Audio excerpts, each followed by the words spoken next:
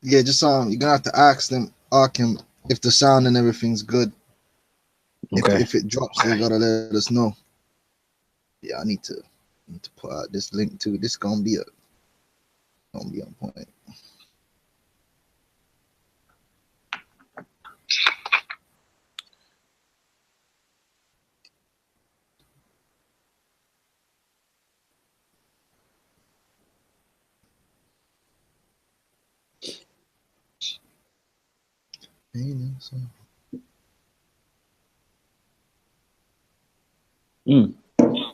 My man Dex is back on with a Rogue Money. He had been gone for some time.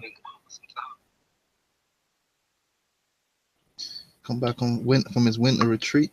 Yeah, I guess he been chillaxing. Mm-hmm. It seems like the sound is good.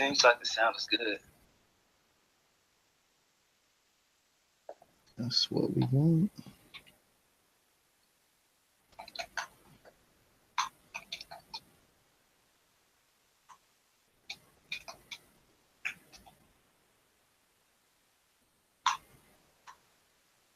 Okay, my brother Monagon said it's all good, man. Yeah, the brother said it's all good. Mm-hmm. Let me see if I can peep.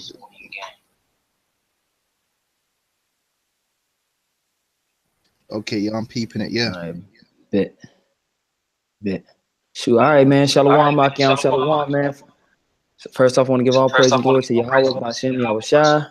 I'm send double honors. I'm sorry, Bashem, Rakar Kodash. I'm send double honors to the apostles and elders and the apostles of Great Millstone. I want to send peace, love, and salutations to you. I came out there pushing this word in sincerity and truth.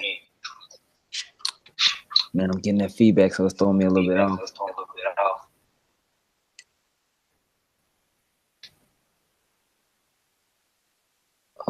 Okay.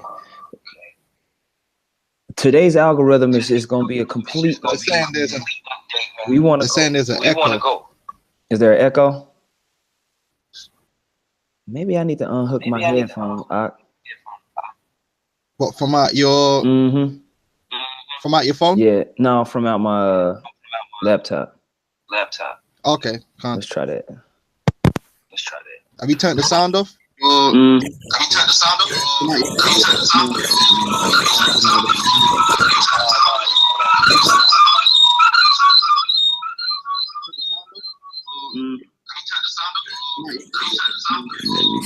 see.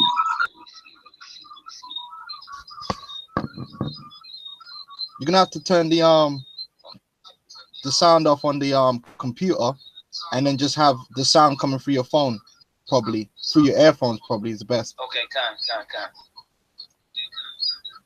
Let's see if this is better.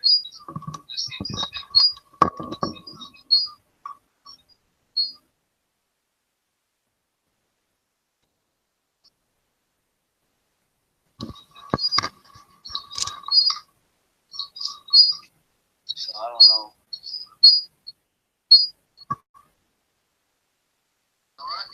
Is that better? I can hear it myself when I'm talking.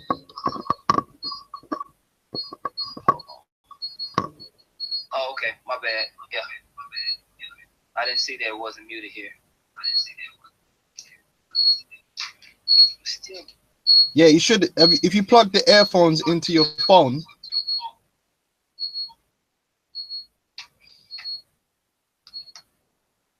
shouldn't be no feedback. Yeah, it's like it, man. Satan just messed up the whole mic situation.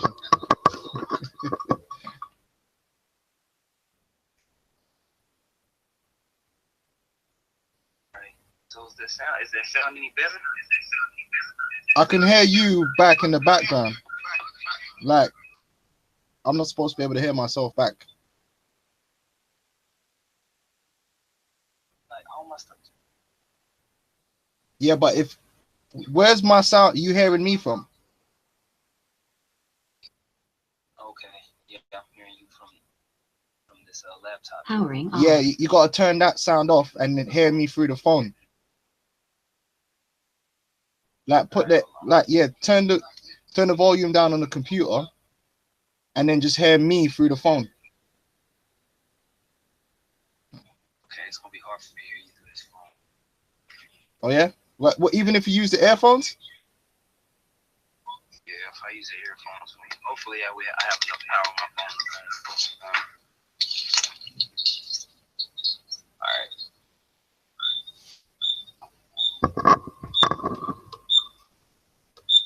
Let's see. So it should be all right. Let me say something. All right, I can hear you good. Yeah, I don't think there's any feedback now. Is that better? Yeah. Yeah, Akim, let me know if this is better right here. Cause we've been having some major issues. We done had to restart this damn live show about 5 times. So, and I know Yashawamba had issues yesterday. So I don't know what the deal is, man. But brother say it's better. No echo. Wow. Okay. Hopefully, man. Hopefully this lasts for a little bit. Like I said, I don't have much power on my phone, so that's my only issue that I was kind of concerned with. But it is what it is, man. If I wanted to, I can give you my other phone number to call me on. Can't. If we have to. Because, you know, I got 2 phones. Let's go. Yeah, just like I was saying, bro, this is going to be a whole complete overview. It's going to be a complete World War III algorithm update, and we're going to hit all the things that we like to talk about as far as geopolitical alliances, as far as geoeconomic wars, as far as just the complete theater of war, everything. When you read in the scriptures and you see these battles of empires, when you read throughout the book of Kings, throughout the book of Chronicles, when you read the book of Joshua, when you're going through the major and minor prophets and they telling the leaders of the nation of Israel and the house of Judah, look, this is what you need to be doing according to the Most High. When you read about those things in the scriptures, you need to have it in your head that there's a whole bunch of stuff that the Most High is producing to lead up to these battles and these wars and these outcomes that the Most High wants. It ain't just, the Babylonians coming and then that's it. No, there's a whole bunch of things that the men of the Lord could see at that time and that the people of Israel were going through to show you the prophecies come alive, man. Yeah. And just like as those things was going on then, those same things are going on now. So we like to do these World War III algorithms to give Akim a complete scope, a complete kind of a bird's eye view scope of look at all these things that's happening on these different fronts all across the world that can clearly show us that World War III, the war of Armageddon, is being prepared. Okay, we like to go into the mark of the beast, but today we're not going to go into the mark of the beast today. We're just going to focus on the theater of war. Now, the brother Wakari Kwam has listed out a few articles, a few videos to highlight some of the things that we're talking about. As usual, y'all know, Akim, y'all know I love this, man. I love to go over these things. So as we show y'all these different articles and go over these different clips, we're going to talk about them, break it down, look at maps, so we can all have a fuller understanding of what the hell is going on, okay? Along with that, we're going to pull out prophecies. If you brothers don't mind putting some of these prophecies onto the comment board, that way we can just read them straight off the comment board. Anything type of clip or article you see us reading, if you have corresponding precepts, please go ahead and just board. I'm gonna try to keep my eyes on the comment board, just to make sure that we're bringing out a full amount of edification. I'm gonna hand the floor over to you, Require Your Qualm. Let's go, champ. Yeah, Khan. Yeah, I just wanted to add another thing what you said about the geopolitical. That's why when you go into secular history, you see there's always like just loads of stuff that happens leading up. Like the brother mentioned, Jeremiah, Isaiah. That was during the rise of the Babylonian Empire. The Babylonian Empire didn't just pop up overnight. Babylon was a city-state. When you go into the history, you had a series of city-states all over that area that was known as Chaldea, you know, Akkad being one of them. And these city-states were always warring with each other for supremacy. And there was always alliances that would form. And it just so happened that the Babylonian Empire came about through all that madness, and Babylon rose to the top and had the supremacy. So there's a whole history and geopolitics surrounding the rise of the Babylonian Empire. But again, the Lord prophesied the Babylonian Empire and how they would conquer the different nations. So it's all relevant. What I want to do is focus in on prophecy. I want to just get Isaiah 41:21, because these algorithms that we do, it's all about giving glory to Yahweh Ba'asham Yahweh Shai and his only begotten son Yahweh Shai, which is his word and his will. Okay, because they're the ones that are actioning these things that we're talking about. We're just breaking down what the Lord already laid down from the very beginning. Okay, so this is Isaiah 41:21. And this is what the Lord saith to these idols and these idolaters, the false prophets. It says, produce your cause, saith the Lord, saith Yahweh, strong reasons, saith the King of Jacob. So we implore these different leaders of these false philosophies and idols to bring forth their prophecies. Okay, Islam, bring out what you think is going to happen. You know, Egyptology, bring out what you think is going to happen. You know, all these Hinduism, bring out what you think is going to happen. Bring out your strong reasons. Okay, that's what the Lord wants. Okay, let them bring them forth and shew us what shall happen. Let them shew the former things. Yeah, tell us of the past, what they be, that we may consider them and know the latter end of them, or declare us things for to come. Shew the things that are to come hereafter. And that's the main thing what this Algo is about. We're showing you what's to come hereafter based upon the spirit and power of Yahweh Ba'asham Yahweh Shai. Okay, that when these things come to pass, you're going to know that the true power is Yahweh Ba'asham Yahweh Shai, because ain't nobody bringing it out like we bringing it out. There's no book out there that's bringing out what we're bringing out. Point blank, period. All right, so there can be no confusion. Shew the things that are come hereafter, that we may know that ye are gods. Ye do good or do evil, that we may be dismayed and behold it together. Behold, ye are nothing, and your work of naught, and abomination is he that chooseth you. Okay, so basically what's going to happen in the end of the day is these prophecies that we're speaking in the name of Yahweh Ba'asham Yahweh Shai are going to come to pass. And the things that these idolaters and their idols are bringing forth, Islam, Catholicism, because that's idolatry too. Christianity, that's idolatry. That's a false way. God and Christ, that's false. Right? The things that they say are going to come to naught. And the things that the prophets of the Lord, the men of the Lord, beginning with the apostles and elders, are saying, which coming out of the scriptures, which is of the Lord, come to pass, the respect is going to go to the Father and the Son, and no respect is going to go to these idols, man. All right, so that's why we must bring out these prophecies. So when these things come to pass, nobody can't turn around and say, "Oh, no, you weren't teaching that." The whole world know that. Can you call and read that scripture? Can you call that scripture again? The brothers are asking. Oh, I'm in Isaiah 41:21-24. Yeah, and that whole scriptures is bad, man. That whole scripture is bad. And it's all surrounding the power of prophecy. So that's why it's important to prophesy, and it's important to say that we come in the name of Yahweh Ba'asham Yahweh Shai, purified when these things are made manifest. So I just wanted to bring that out to begin with, man, so the glory goes to the right place. God, man, all the glory is to Yahweh Ba'asham Yahweh Shai. That's who's producing all these works in the planet Earth, from us waking up to this knowledge, to every single action that you see playing out on the whole full worldwide spectrum.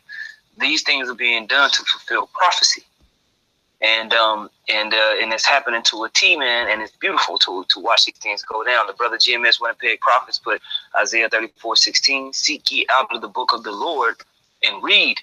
None of these shall fail, none shall want her mate. For my mouth it hath commanded, and his spirit hath gathered them, man.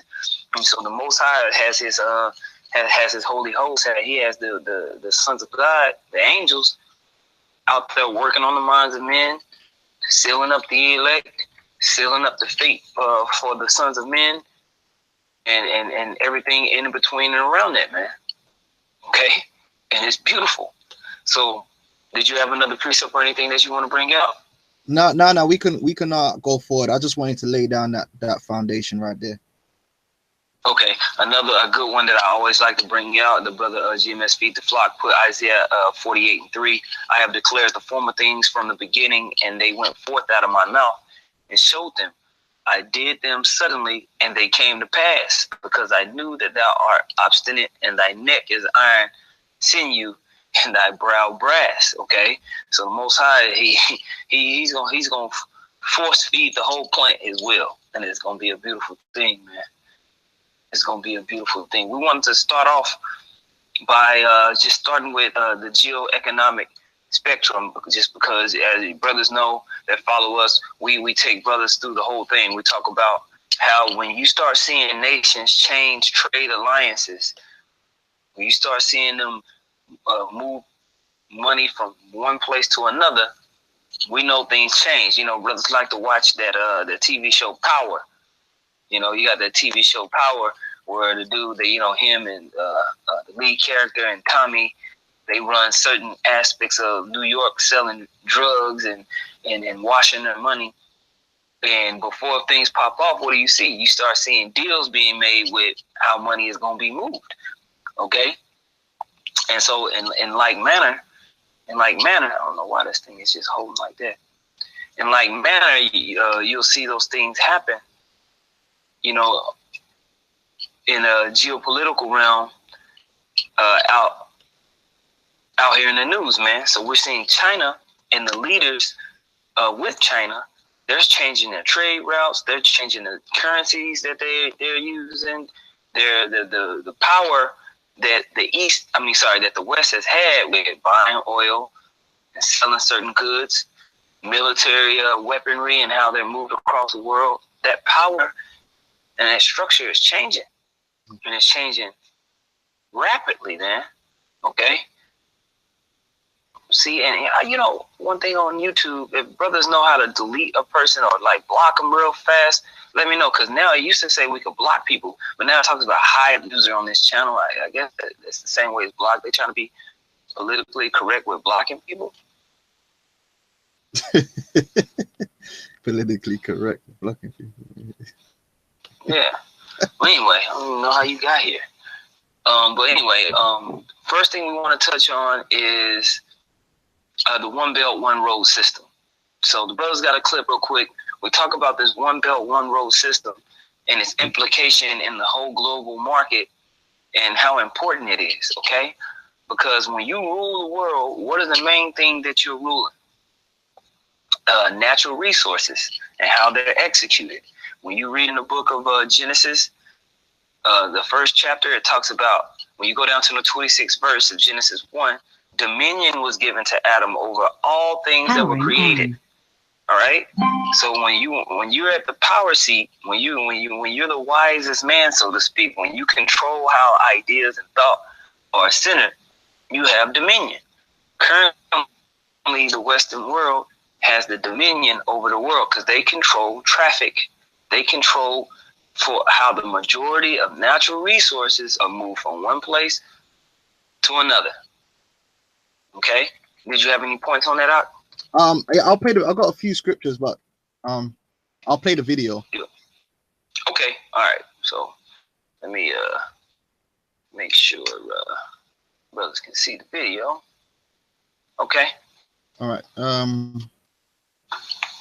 I've got to share the screen, ain't I? So like, yeah. Yes, sir.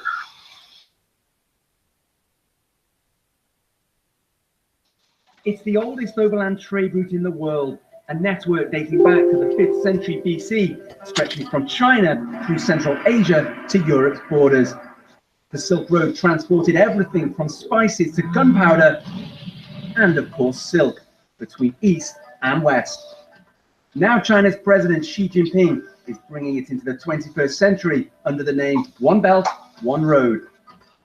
Goodbye camels, hello trains, capable of transporting Chinese-made goods like laptops 12,000 kilometers to Germany.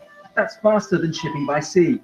But maritime trade is also a big part of the One Belt, One Road, linking key ports in Asia, Europe, and Africa. While the maritime route already carries much of the world's cargo, its overland counterpart is much less developed and passes through some of the world's most remote regions. So the challenge for China and its partners: create a 21st century superhighway while reducing prohibitive import and export tariffs so that East and West can do more business with each other.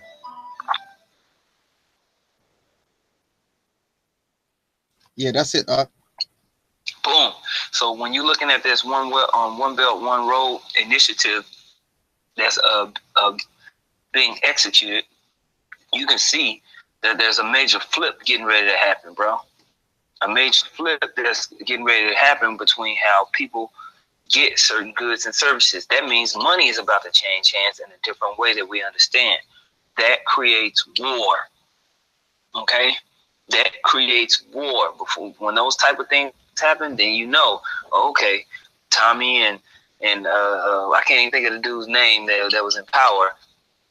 They not dealing with this dude, the Russians, no more. They're dealing with the the Mexicans. So there's a war that'll go down. Okay. Now, when you read in the book of Ezekiel, the 28th chapter,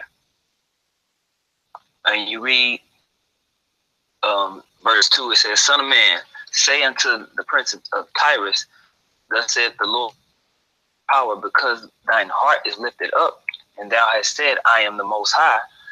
I sit in the seat of the Most High in the midst of the seas, yet thou art a man, and not the Most High, though thou set thine heart as the heart of the Most High. Behold, thou art wiser than Daniel. There is no secret that they can hide from thee. With thy wisdom and with thine understanding thou hast gotten thee riches, and hast gotten gold and silver into thy treasures. By thy great wisdom and by thy traffic hast thou increased thy riches, and thine heart is lifted up because of thy riches." Okay, so that's what you've seen come out of the West over the course of the last couple of centuries. They've been able to take over different regions, especially in the last seven or eight decades. They've been able to use NATO to infiltrate different places and take people down, man. Mm-hmm. Okay, still taking over all their natural resources and making them have to use their financial institutions in order to make money and trade. Okay, so by his wisdom and really by his might with the sword, he's been able to control traffic. And so now what we're seeing an opposition to that way, mm-hmm. or a seeming opposition. It seems like an opposition. A shift is happening. So verse 6 says, "Therefore, thus saith the Lord power, because thou hast set thine heart as the heart of the Most High. Behold, I will bring strangers upon thee, the terrible of the nations, and they shall draw their swords against the beauty of thy wisdom, and they shall defile thy brightness." Mm-hmm. Okay? And so we're seeing these other nations rise up and want to compete against the current system of traffic that we understand, that petrodollar system. Yeah. Did you have any points? You got a point out? I got a couple points. Yeah. First, hey, it said set their heart as the heart of the Most High, because the Anglo-American Empire, which is America, they basically set out a foreign policy, and their foreign policy is that of the empire, where they decide what a nation's gonna do, what status that nation's gonna be, and they're trying to basically push that out there into the world, like they're prophesying that this is my will, and I'm gonna impose my will on the rest of the planet, and ain't nobody or nothing can get in the way of that, because basically they think they're the Most High, like they could just do what they want and nobody can't test them. There's no chance of anybody checking them. Now the whole economic thing that we're getting into right now is key, because the economy and military might go hand in hand with dominion. They work together, because as a nation, you need money to support your military. You need a money to keep your nation stable. If your nation economically falls apart, that weakens your military. Okay, That weakens your military. And I got a scripture here, Ecclesiastes 7:12. It says, for wisdom is a defense, and money is a defense. Okay, but the excellency of knowledge is that wisdom giveth life to them that have it. Yeah, money is a defense. Money can defend you, okay, in a lot of circumstances against your enemies by simply being able to outspend your enemies. And that will lead us beautifully into the petrodollar, because that was the key advantage that America had over Russia during the Cold War, the petrodollar. They were able to outspend Russia. Russia didn't have the resources necessary to keep up with America, which is why America spends more money on their military than all the other nations put together. It's because of that petrodollar, because they can print money out of thin air. Okay, so that's going to lead us into the reason why the loss of the petrodollar is so detrimental to America and their what's the word? Their integrity. Because the loss of the petrodollar is going to destroy the American economy, which makes them weak. Because they're going to lose that money as a defense. Yeah. Let's go, champ. I got it. So I just got another quick precept, because he was going into the trade thing as well. Another thing, what they do is they use the economy as a means of weakening the other nations. Again, go back to the Cold War. They committed an economic warfare against Russia. A good way to weaken a nation is to keep them poor. Right? And it tells you in Isaiah 14:12, it says, how art thou fallen from heaven, O Lucifer, son of the morning? How art thou cut down to the ground, which didst weaken the nations? One of the ways they weakened these nations was to economically keep them tied down. But now you see these nations are seeking economic freedom, which economic freedom helps you to grow in strength. Okay, so it's all linked up in the scriptures, man. But yeah, I just wanted to bring out them points leading us into the petrodollar. Yeah, I mean, and you can see that, and a good example of that is when Trump was calling these smaller countries shithole nations. Well, how did they become shithole nations? How did Haiti, El Salvador, these African nations, how did they become shithole nations? Well, they were restricted within the markets, you know, by America. That's what happened. Yeah. You know? That's what happened. And what what happens when you do things like that? You cause instability within that nation. You cause that nation to divide against itself because they're all hungry. It's like a form of siege. You weaken them. You're starving them. Trying to make sure my stream is going well. Damn, Satan, boy. Satan is just like, yeah, I think the stream is cutting out a little bit, man. Yeah, man. It's just like, what the fuck, man? Anyway, I want to move on to the next article on Russia and China to kneecap the petrodollar. I'm gonna read this real quick, okay? Come. I'm gonna read this article. And the article says here, cut this out right here, so I don't have to worry about that popping up. It says, this is on our RT News. It says, Russia and China to kneecap petrodollar in 2018, predicts Saxo Bank. All right, this was written on the 23rd of December. It says the world's largest crude oil importer, China, is likely to roll out the petro yuan next year, predicts Saxo Bank. Beijing's largest oil supplier, Russia, would gladly accept the yuan to phase out the dollar in trade with China. China is by far the world's largest oil importer, and many producer nations are already more than happy to transact in yuan terms. With the U.S. global power and reach waning, given the success of the CNY-based commodity futures in general, the Shanghai International Energy Exchange's decision to launch a yuan-based crude oil future is a runaway success. reads one of Saxo's outrageous predictions of 2018. Saxo Bank expects the Chinese yuan denominated oil contract to be a move with tremendous geopolitical and financial consequences. World War III, okay? Yeah. The U.S., West Texas Intermediate, and European benchmark Brent have a joint daily turnover of more than 2 billion barrels, or 20 times the total daily world oil demand. However, the U.S. West Texas Intermediate oil standard is losing its role in the oil market. Note Saxo. China, meanwhile, has already become far and away the world's largest crude oil importer and many key exporters, led by Iran and Russia, are more than happy to transact in yuan terms. Saxo expects the Chinese oil contract to become a raging success, while the yuan is set to appreciate 10% against the dollar, taking the dollar-yuan exchange rate below 6 for the first time. Okay, so at the end of 2016, we saw China and the International Monetary Fund basically start to do more business with each other. The Chinese currency is called the yuan.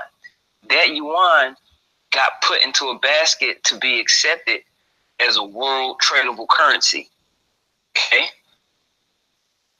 And so in 2017, China, Russia, Iran, Venezuela, and a number of other nations began to make announcements that, look, this is what we're going to start doing. We're going to start getting outside of this dollar. Now, it's starting to be announced already at the beginning of this year. Since we're in the first quarter, it's beginning to be announced. All right, we're moving out. We're moving out from the petrodollar. This is what we're going to do. Yep. And okay. You got it out. Yeah, I was just going to say, and we have to understand that there's no recourse then but war. If America cannot protect the petrodollar, that means America is going to implode. They have to, the war is the only recourse, because if the America implodes from the inside, there is no America. America's in that condition that without the petrodollar, it will implode into nothing more than chaos and death upon itself, which is easy pickings. They know this. That's why the war is inevitable. They just got to go to war. That's right. That's right, champ. You know? And so us as the prophets, we're paying attention to these things, putting it up against what the scriptures say. And so we see these things compounding and coming together. Do you have the other article that was on the global research? Yeah. No, or do you have a video? I got. You have the video, I got right? 2 videos, but we got a global research one as well. Can you play the video? Which one? You know what? The Max I Kaiser? have the global research article. The Max Kaiser. Okay. Can't let me just get that. Pull that up. Oh yeah, I got it here already. All right. Let me share my screen. Just let me know if you want to stop it. Okay.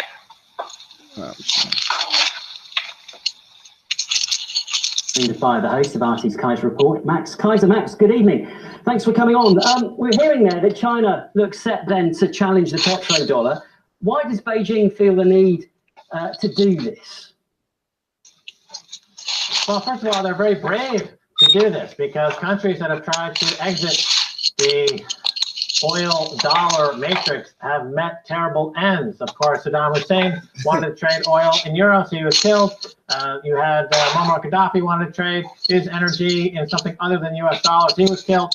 So the track record here is pretty dire. So kudos to China for taking this project on. And of course, they are rumored to be the big buyer in the Aramco offering of their state oil facilities coming down the pike. So this makes sense in a geopolitical sense in terms of you've got China and Russia and the Saudis are looking to escape the US dollar hegemony. They're looking to de-dollarize. That's a concept we see all over the world right now. as countries want to escape from the U.S. military-industrial complex.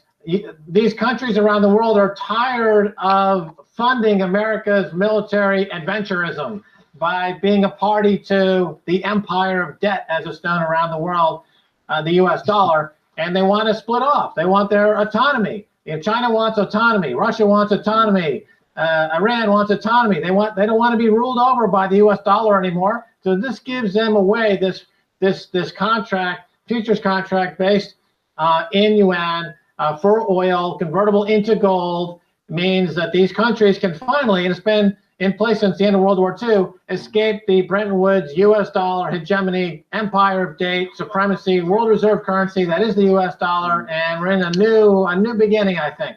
Is there anything then that the US can do about this? Because it's not going to be happy that it's going to lose the petrodollar. So how would you expect it to fight back? Well, exactly right. They will fight back. They will start a war. You know, maybe they'll start a war between Japan and China. You know, maybe they'll start a war with North Korea. You know, America will do anything to keep the U.S. dollar as world reserve currency. They will invade a country like Afghanistan. They'll stop at nothing, because this is the basis of the U.S. empire. It's not land-based. Yeah, Connor. I just want to make a point. He said they'll start a war between Japan and China, or Japan and North Korea. I mean, we see these false alerts happening with these missiles, so-called missile launches happening, because if you destabilize that South China Sea region, then certain oil contracts and trades are not going to be able to go down. It'll just disturb all types of traffic that's supposed to go through there. Why would you be trading with those guys when it's completely destabilized? You wouldn't. The value of their currency would drop. When you look at Iraq, and they started the wars in Iraq and Afghanistan, Iraq's currency is something called the Iraqi dinar. Before the war, before they took down Saddam Hussein, the Iraqi dinar, it took $3 just to get you one dinar, bro. So the Iraqi dollar, the Iraqi dinar was extremely powerful. Well, once that war started, they completely destabilized that region. The banks wasn't working, so the currency became essentially worthless. So that, you know what I mean, those type of things could keep the U.S. dollar at the forefront, so to speak. Okay. All right, I just want to make that point. Was there more? Yeah, Connor. It's not based on material goods. It's based on rent seeking. It's based on lending dollars, getting that income, and then when countries can't pay, they dismantle the assets and take them over. We saw in Latin America, South America. This is how America built its empire. The countries that are resistant to America's financial cartel are Russia, China, Iran. So now they figured out, you know what, we're going to split off from the dollar, and they can do so with this new contract. And they're embracing cryptocurrencies. Cryptocurrencies in this context is another way to de-dollarize, get out of the U.S. dollar. The U.S. dollar is being held up narrowly with the Pentagon's various actions around the world and a lot of market machinations from the central banks. But once the cat's out of the bag, you know, look for the dollar to have a very significant crash. And among the countries you said might actually join China in this were Saudi Arabia. You said that just a couple of minutes ago. I mean, that might surprise a lot of people that they would be willing to go ahead with this. Oh yeah, absolutely. So how could they be able to do this and simply switch out of the US dollar? Do you think it's that simple for them? Well, it's not going to be simple, but there is definitely a motivation for the Saudi to, you know, they want to float Aramco, for example, because they need the money, because they're deeply in debt, and they're running out of cash, and they wanted to do an IPO of Aramco on either the London or the American exchange, but they were prevented from doing so from the legal actions of the 9/11 survivors, who rightly point to the Saudis as the cause of 9/11, the architects of 9/11, and they were allowed in America for those lawsuits to go forward. That's a pretty recent development. Only in the last year or so, lawsuits against Saudis for terrorism for 9/11 have been allowed to go forward. So now the Saudis are like, okay, if that's the way you feel, America, then we're going to take our business to China, Russia, Iran, you know. So there's a huge split between the Saudi and America right now. The petrodollar, which got started in 1970, 1971, that's coming to an end. The Saudis are doing all kinds of moves that beyond just killing people on 9/11, which is pretty aggressive, I think. Max, they're doing a lot of other we moves could talk a lot longer about this. It's a fascinating. Oh, yeah. Woo. Yeah. it's going down, bro. Ain't there a scripture about when thou cease to deal treacherously? Yeah, they said I'll deal treacherously with thee. Yeah, let me get that. Let's see if I can. Because a lot of these nations that are American allies at the moment, man, one by one, they're going to jump ship. And America's going to find themselves more and more alone. And in the end, they are going to be alone. In that final hour, they're going to be alone. How the hell do you spell treacherously, man? I'm terrible. Yeah, I know. That's what I was going to try to do there. And I was like, hell no. Isaiah 33:1. Wow. Google. Help. Wow. Get that Algo helping out there. Bless. I got it. Isaiah 33:1. Yeah. It says, woe to thee that spoilest, and thou was not spoiled. Oh, that's what Max Kaiser was just talking about. About how they spoiled South America. Again, not only did the Edomites come over and mess up them nations, but then America came in after and double messed it up. But they did all kind of madness down there in the Americas, man. So they've been just spoiling up all the nations all over the world. Something that these Edomites, because the so-called Negro in America ain't been benefiting from the empire. Okay. All right. We got the statistics. Okay. The average Negro family in America has an average median wealth of, I believe, $8,000. Yeah, trash. Right. Actually, I think it's less than that. Let me see if I can pull it up real quick. Yeah. Because that's we got to make that point, man. Because they'll try to say, oh, so-called black people are American. No, they're not. Yeah, the so-called black people and the Latinos, they don't receive any of the benefits of this beast system. You know, the wealth that's passed around in this place, man. Even though they think they do. The credit from access to credit to just straight up dollars. You so-called Negroes, Latinos, and Native Americans, you don't receive those benefits, and only to get a piece of those benefits, you gotta completely sell your soul, man. Yeah. Okay. Jake, me on here, we struggle. We try to find little passive ways of income, and you gotta hide in cracks just to get that. You know. I'm trying to find the median actual household wealth statistic. Okay, I'm gonna finish this scripture while you're looking for it. You know what I mean? It says, woe to thee that spoilest, and thou was not spoiled, and dealest treacherously, and they dealt not treacherously with thee. When thou shalt cease to spoil, thou shalt be spoiled. And when thou shalt make an end to deal treacherously, they shall deal treacherously with thee. And that's what we're seeing, man. We're seeing that these other nations are beginning to make backdoor deals, do what they need to do to get outside of the reach of this Western hegemon, man.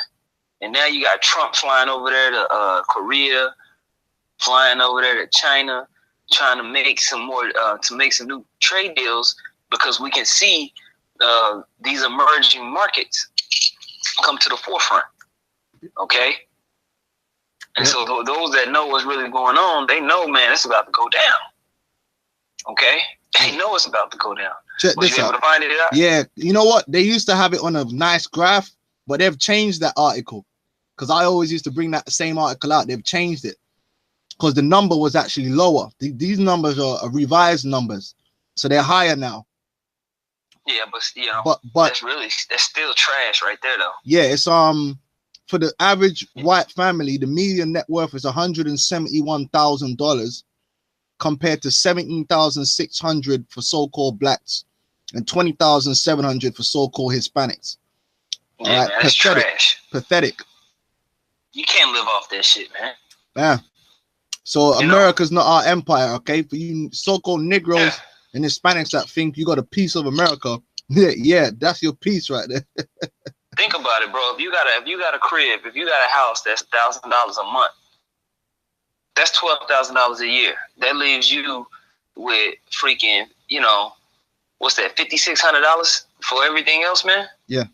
You add on a car note. You add on a car note that's $300, or let's say $400 a month. That's $4,800, bro. Yeah. You through? Yeah. Yeah. Yeah. And that this reminds me of the parable of what Lazarus, when it was a great gulf between the two. Yep. There's Esau, and there's Jake. There's the big gulf. So where have you Negroes gotten in America, man? Right? You got Floyd Mayweather, but look where you at. Okay? Get your head out, get your head out your ass, man. America was never for you, man. You didn't enjoy the glory years of America. You was getting bit by dogs during the glory years of America. Your ass was getting thrown off the bus during the glory years of America, man. You was unemployed. Okay. But yeah, so hey, it says that was that. So they spoiled and dealers treacherously, and they dealt not treacherously with thee. When thou shalt cease to spoil, thou shalt be spoiled, and when thou shalt make an end to deal treacherously, they shall deal treacherously with thee. Because they're gonna seek after these allies to back them up. But these allies are gonna turn their back, man. Because they're gonna say to hell with you, because you've been fucking us over all these years. God. But you got it. I just want to shoot this to you real quick. If this phone goes dead, I sent to you in the chat my other phone number. Okay, con. All right? I got it. So let's just hit that bad boy up. Well, I want to move on to the next corner topic. So we talked about the One Belt One Road, how the traffic is starting to change, and then we're talking about how currency wars that's happening. Okay, there's currency wars that's happening now as these different nations begin to make these different oil deals with China and Russia and Iran. The way that they're going to have to execute these deals is going to have to change. And so now this is why you see the emergence of cryptocurrency and smart contracts that are able to execute these oil deals and all these other trade deals and commodity deals instead of having to go through what's known as the SWIFT banking system. Because currently, okay, let's say you did have a oil deal. Let's say you did have a oil deal and you want to trade outside the dollar. Well, you still gonna have to go through their banks. So if they put a freeze on your bank, it don't matter that you got a new oil deal, bruh. And currently, the West controls pretty much how all these nations are able to move their money around. That's why Iran, that's why Russia, Venezuela, North Korea. If the U.S. and the West can stop their money from moving at the drop of a dime whenever they want to, they can just freeze their bank accounts. Okay? And so that's important. So now that's why you're starting to see them emerging with these different cryptocurrencies. Okay? Did you have a video on that? Let me see. On the cryptocurrency? No, you just had the. It was just the. Let's read that real quick. Venezuelan joint. We'll read that. Okay. On oilprice.com, it says Venezuela to launch oil-backed petro cryptocurrency within days. This is on December 29th, 2017. Okay. It says Venezuela is getting ready to launch within days its own cryptocurrency, El Petro, which will be backed by more than 5.3 billion barrels of oil and support $267 billion worth of financial instruments. Venezuela's communications minister Jorge Rodriguez said on Thursday. Earlier this month, Venezuela's president Nicolas Maduro shocked both analysts who follow the country's flirting with default in the cryptocurrency community by announcing that Venezuela wanted to launch the petro cryptocurrency backed by oil, diamonds, and gold reserves to help the country to advance in issues of monetary sovereignty, to make financial transactions and overcome the financial blockade. Because right now, Venezuela's biggest oil companies, they have been shut down, not because nobody wants to buy it, but because they all their accounts have been frozen. It's forcing them to go bankrupt.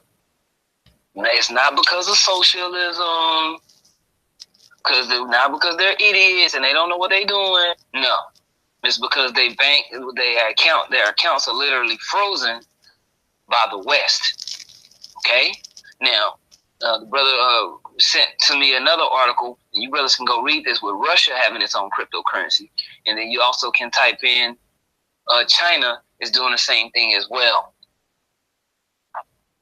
Okay. So this is why you're starting to see the emergence of blockchain.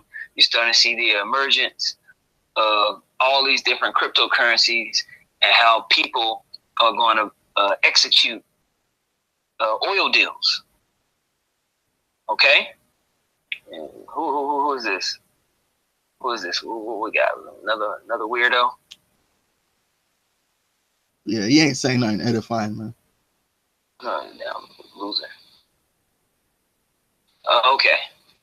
All right. So now, moving on. I wanted to get that one article that you sent that talked about infrastructure. All right. Now we're going through all these different points to show you, Akian, all these things matter as far as how the world functions and move around. So we talked about the petrodollar versus all these other currencies. We talked about trade routes changing.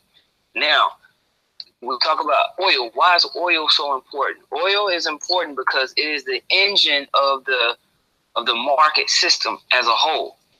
How do you get your wheat, your grain, your shoes, your wood, your coffee, your guns? How do you get those things to different parts of the planet? Shit, by oil. How does your industries and your manufacturing buildings run? How do you produce the energy that you need in order to be a top-notch nation? You need petroleum, oil. All the oil is used as the engine of these current industrial markets. Okay? So these pipeline deals that go from one nation to another, that's the infrastructure of how oil is moved, transported, and controlling those pipeline deals can control whether your country grows or stays stagnant. That's why we have the current wars that's going on in the Middle East. Why? Because the Middle East is the heartbeat of the planet. What does the heart do? The heart pumps blood to all the different extremities in your body, right? Well, coming out of the Middle East, that oil, that rich oil that's coming out of those areas, okay, that blood that they're extracting out of the earth, they take that blood and they go feed all these other nations. Does that make sense what I'm saying? Does it make sense what I'm saying? Come. Okay, so here's an article that says oil gas war over Syria in 4 maps. Oh, okay. Let's see. I'm going to read all of this. This was done back in 2016. It says Turkey's Anadolu news agency is providing remarkably clear and reliable diagrammatic descriptions of the current status of the U.S. and the fundamentalist Sunni versus Russia and Shia and non-fundamentalist Sunni sides in the current oil and gas war in the Middle East for control over territory in Syria, for construction of oil and gas pipelines through Syria, supplying fuel into the world's largest energy market, Europe. Okay? The bottomless pit. They need things imported. Okay? It says Russia is now the dominant supplier of both oil and gas, but its ally Iran is a Shiite gas powerhouse that wants to share the market there. And Russia has no objection.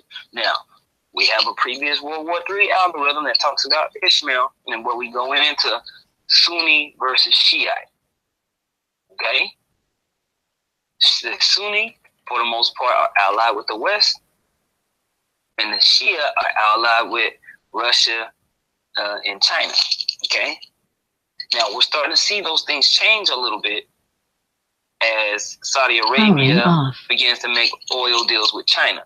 For the most part, just to keep yourself straight, the Sunni are with America and the Shia are with Russia and China. Okay? It says Qatar is a Sunni gas powerhouse and wants to become the main supplier of gas there. And Saudi Arabia is a Sunni oil powerhouse, which wants to become the major supplier of oil. But Saudi oil and Qatari gas would be pipelined through secular controlled Syria. And this is why the U.S. and its fundamentalist Sunni allies, the Sauds and the Qataris, are using Al-Qaeda and other jihadists to conquer enough of a strip through Syria so that the U.S. companies such as Halliburton will be able to safely place pipelines there to be marketed in Europe by U.S. firms such as Exxon. So the U.S. is using proxy armies called Al-Qaeda, ISIS. They're using ISIS to destabilize regions in Syria, so that they can use Halliburton, which they used in Iraq and Afghanistan. Halliburton is a company owned by Dick Cheney, or ran by, Dick Cheney is one of the top guys there. Those guys, basically, they come in, they have a secret army to protect it, and they're able to lay down infrastructure fast. So the Halliburton would be able to come and fly in, lay down all types of oil pipelines that will go from Qatar, probably through the state of Israel right now, up into Europe. Okay? Same thing with Saudi Arabia. Can I make a quick point as well? Absolutely. And we have to remember as well that with America having the main control over that, that means they get to feed the beast. Because right now, the fact that one of the main ways that gas is being brought into Europe is through Russia is a point of weakness.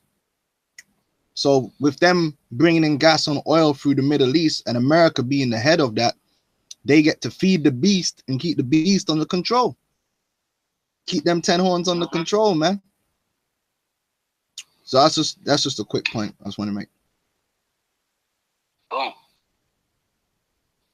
Okay. So when we see these things, we see oil infrastructure, and this is why this war is kind of like nonstop, because they're all fighting over and trying to make up different reasons why they can invade these nations. Okay. Yeah, they're brainstorming different reasons why they gotta blow some shit up. Exactly, bro. Exactly. Man, this article go hard, bro. Yeah. Let me see. Yeah, what we might do is just post the whole document that we got into the description box. That's what I'll need to do, bro. Yeah. That's what I need, because this one is like, to me, is a must read, because it's got the map, so you can pay attention to what the hell is going on. There's another part I want to read. It says the second is about Egyptian governments trying to assist the Syrian government's defense against the Saudi, U.S., Qatari invasion of Syria at Aleppo, where Syria's Al-Qaeda branch is trying to retain its current control over part of that large city, which they've been wiped out. See, this is back in 2016. Russia came in, that branch that was holding that, they've been wiped out. So the U.S. and the West have moved on to something else. That's why Iran is now being mentioned over and over again. Hey, Al-Qaeda making videos like Tyrese. Yeah. Crying. What more do you want from me? Oh my God. All right. My Shayla. They hurt, man. They hurt. Like ISIS is hurt. Okay, it says the Saud family are punishing the Egyptian government for that. And they were very successful with punishing Egypt. Okay, skipping down. It says here is Russia's proposed gas pipeline, which would enable Russia to reduce its dependence upon Ukraine. That's why we saw the color revolutions in the Ukraine. Okay. Okay. It says, which we ain't even got time to bring all that up. It says, through which Russia currently pipes its gas into Europe. Obama conquered and took over Ukraine in February 2014 via his coup that overthrew the democratically elected neutralist Ukrainian president there. This right here is called the Turkish Stream Pipeline. Okay, Russia will come, bring this pipeline, go through the Black Sea, circumvent those areas, and they'll be able to pump natural gas into Europe like that. Okay, versus this region over here in Crimea, which go, you know. So all that's going on. That's the planned pipeline. It says, in addition, there is the following map from oilprice.com. Okay, you see Qatar, Turkey pipeline. This is the one that the U.S. want, like that. But this is the Iraq, Syria pipeline, like that. That's why the war has been going on in this region so hot and heavy. This is why the state of Israel is trying to attack Lebanon. You see Lebanon right there? See how Damascus is in the center of this? You brothers can pull up the scripture on the Euphrates and Damascus. You can see that it's a centerpiece in them needing these regions to move oil, natural gas, to control currency, money, and everything like that. Rulership of the world. Big boy stuff. Can I drop a quick prophecy? Yeah, let's go, champ. I just want to drop a quick prophecy, man. Isaiah 17:1, the burden of Damascus, behold, Damascus is taken away from being a city, and it shall be a ruinous heap. I want to bring that perpetual war in this region, so they can control what's considered the blood of the earth, oil. Okay, that's why we're seeing this propaganda. This is the West Bank right here. They want to extend into Lebanon and say this is a terrorist nation. We need to take them out. And then if they're able to do that, that's a lot of control right there. Okay. All right.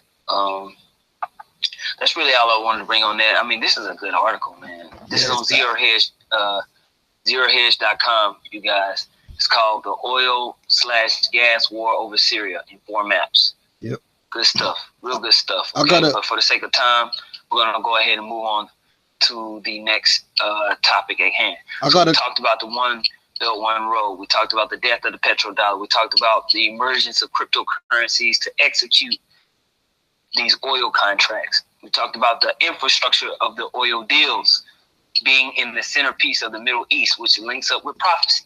All this stuff links up with prophecy that these wars will be happening right here, this area of traffic. Okay. All right. Now, I got can I get a quick thing? Oh yeah, bring it out. I just wanted to bring out something real quick because it's interesting. We're talking about oil in the Middle East. I just wanted to show the Arkham that there's always been oil in the Middle East, man. When we go back to the book of Genesis, the 11th chapter, which they were located in the area known as Shinar, which we know to be Iraq, right? And it says here, Genesis 11:3, and they said one to another, go, let us make brick and burn them thoroughly. And they had brick for stone, and slime had they for mortar. Now, when you look up slime, it ain't talking about sign that's in your toilet or that's on a lizard. It's actually talking about slime, pitch, asphalt, or bitumen, aka tar. It says bitumen, which boils up from subterranean fountains like oil or hot pitch in the vicinity of Babylon and also near the Dead Sea. So that region always had that oil. But the funny thing is, at that time, the oil wasn't utilized because the oil was mainly brought into being a major thing with the Industrial Revolution and the engine. you know, being used as energy to drive engine, which increases production and power.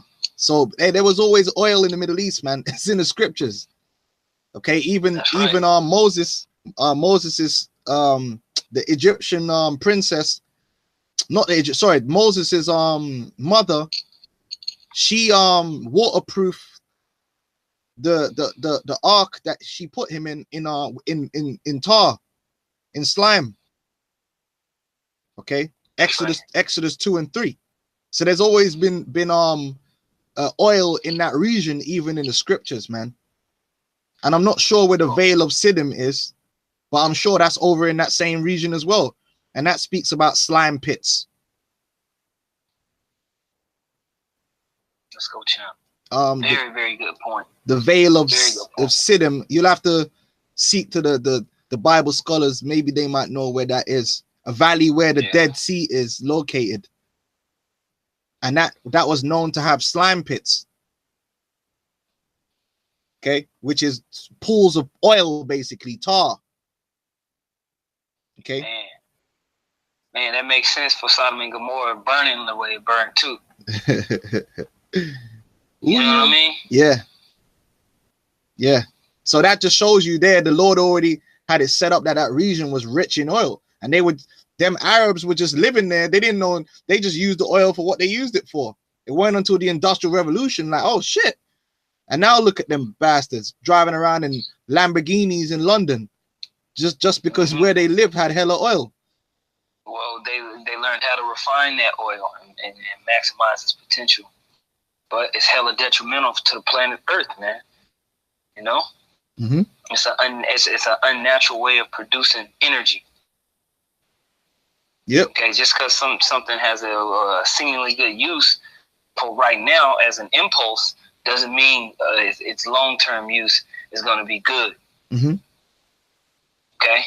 Yep, that's right. I just wanted to bring that out because I thought it was interesting, you know, that oil was all up in the scriptures from the very beginning, from the Tower of Babel, which was in Iraq. So yeah, man, beautiful point. Go on.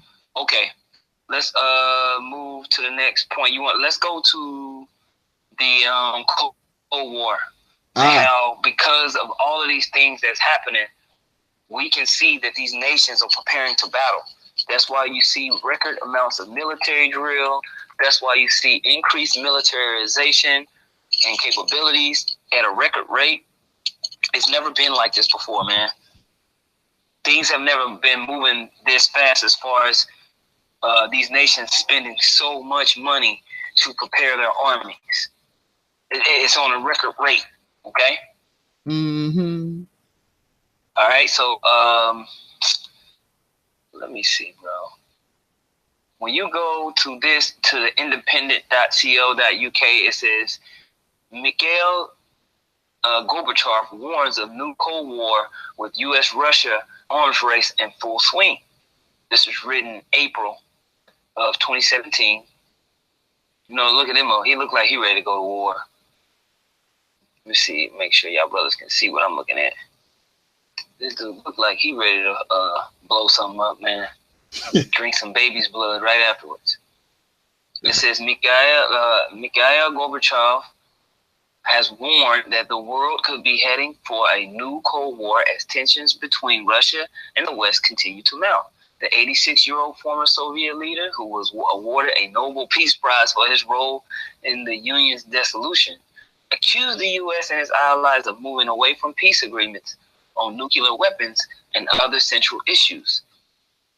The language of the politicians and the top-level military personnel is becoming increasingly militant. He told the newspaper. The relationship between the big powers continues to worsen. This increases the impression that the world is preparing for a war. So all the indications of a Cold War are there. Asked whether the situation could turn hot, Mr. Gorbachev cautioned that anything is possible if we just keep watching, sit back and do nothing. And the Most High is going to work on the minds of men to make this thing happen. It don't matter if you want to stop it, okay? The Soviet Union's last leader, who has made several public warnings over rising tensions since last year, said that an arms race between Russia and the U.S. was already in full swing, citing the deployment of NATO troops in Eastern Europe. Gorbachev said he shared Donald Trump's formerly stated view of the alliance as obsolete, calling for a political instead of military union to help improve relations and further peace. Large-scale military, yeah, right. Yeah. It says large-scale military exercises have seen Russia and NATO troops, tanks, and weapons stationed even closer in neighboring countries amid disquiet over the Kremlin's intervention in the Ukrainian war. Gorbachev dismissed fears over Russian military deployments in Crimea and eastern Ukraine as propaganda and said he trusted Vladimir Putin while admitting that Russia was only halfway to democracy. Okay? So if you don't mind playing a couple of those clips you got. Yeah, because it's a foregone conclusion, man. I just wanted to get a quick scripture. Revelations 11 and 14. It says the second woe is past, and behold, the third woe cometh quickly. Now, the Third World War is basically between America and Russia. Yeah, they've already been fighting since 2 years after, I think it's 2 years after World War II. That's when the Cold War began. And a whole series of wars broke out across the planet, all based upon the Cold War. Vietnam, all over South America, there was all kind of wars. And most of the wars in the latter half of the 21st century were all between America and Russia. Facts. So they've really already been at war, but never directly. That's the final act. When they go toe to toe directly. Even now they're at war, but not directly. It's proxy wars. You know what I'm saying? Yeah, you want me to get those vids? Let me get them. Absolutely. Give me a second. Okay, this one. And we always bring out that, you know, drills ain't for no reason, man. A boxer don't go in the gym and do drills for no reason. When you see a boxer in a training camp for 6 weeks, it ain't because he's going to a wedding. And just before you get bring that out, I'm gonna go ahead and read Ezekiel 38. You know, Ezekiel 38:2, the Son of Man, set thy face against Gog in the land of Magog, the chief priests of Meshech and Tubal, and prophesy against them, and say, behold, I am against thee, O Gog, the chief prince of Meshech and Tubal, and I will turn thee back and put hooks in thy jaws, and I will bring thee forth, and all thine army, horses and horsemen, all of them clothed with all sorts of armor, even a great company with bucklers and shields, all of them handling swords. Persia, Ethiopia, and Libya with them, all of them with shield and helmet. Gomer and all his bands, the house of Togarmah, and of the north quarters, and all of his bands, and many people with thee. Be thou prepared, and prepare for thyself, thou and all thy company that is assembled unto thee, and be thou a guard unto them. After many days thou shalt be visited. In the latter years thou shalt come into the land that is brought back forth from the sword, and is gathered out of many people, against the mountains of Israel, and against which have been always waste, but is brought forth out of the nations, and they shall dwell safely, all of them. Okay, thou shalt ascend and come like a storm. Thou shalt be like a cloud to cover the land, thou and all thy bands, and many people with thee. Thus saith the Lord power, it shall come to pass that at the same time shall things come into thy mind, and thou shalt think an evil thought. Okay, and that's that ultimate evil thought is going to be using these massive weapons of destruction, man, these ICBM missiles. Okay, but all the nations are being gathered right now, as we were showing you in this article. They're all being gathered. All these things happen. And when you read the scriptures, things wasn't just 2 weeks. Things took a process of years. It even transitioned from one king, and then you'll be reading another chapter, and it'll be talking about a whole other king. So sometimes things will take decades to fully manifest into what the Heavenly Father wants. You gone? Yeah. All right. Oh. Okay. All right. Let's go, champ. So I'm gonna let you play this video. Yeah, I've been playing it, bro. You can keep talking, man. Oh, you've been playing the whole time? Yeah. Oh, okay, yeah. All of these things are happening to bring forth this prophecy and to bring life into it, man. Okay? Things are getting ready to pop off. And it's gonna be epic. Mm-hmm. All right? Now the brothers the GMS Vegas sit down, he posted Isaiah 13:17. Behold, I will stir up the Medes against them, which shall not regard silver, and as for gold, they shall not delight in it. All right, because everything is going to be culminating to just ultimate warfare. That's going to be that evil thought, man. It's going to go down, and these other nations are going to join in, and you're going to see the 10 horns hate the whore. You're going to see people switching sides. Things are going to move quickly, man. Whenever World War II popped off, it was things being talked about. Then all of a sudden, all it took was one action, and it was on. From that point forward, in a matter of a month, things were blazing. Okay? But you had reading up before that time, there was a lot of things happening, man. Okay? So when you keep reading, when you read Joel, the brother posted it because I was going to pull that, so I might as well read it. Joel 3, chapter 3, verse 9 and 10. Proclaim ye this among the Gentiles, prepare war. Wake up the mighty men. Let all the men of war draw near. Let them come up. Beat your plowshares into swords and your pruning hooks into spears. Let the weak say, I am strong. Mm-hmm. Okay? And that's what we're seeing. Yeah. That's what we're seeing, man. We're seeing these nations build themselves up in order for to have this final fight, man. And that's when the underdogs, the nation of Israel, the true nation of Israel, will be caught up out of this hellhole. Mm-hmm. With Yahushua and be prepared for the kingdom on the planet Earth. Okay? And I can actually say, I was going to say, you can actually statistically look up that precept. Statistically, I think it was either going into the 60s to the 70s. That's when you started seeing these nations that had no tanks, nothing. All of a sudden, they started buying tanks, buying equipment from America and Russia, in the Middle East especially. A lot of these nations you see now that have, like India, Pakistan, they never had no military before. This is a thing that's happened in the last 30 years, where they just started spending money, buying fighter jets, buying this, buying that. This is statistics. You can literally go and see that unfold in the last 30 to 40 years. You know, the weak saying I'm strong. You know, Pakistan having nuclear weapons, India having nuclear weapons. These countries were nothing.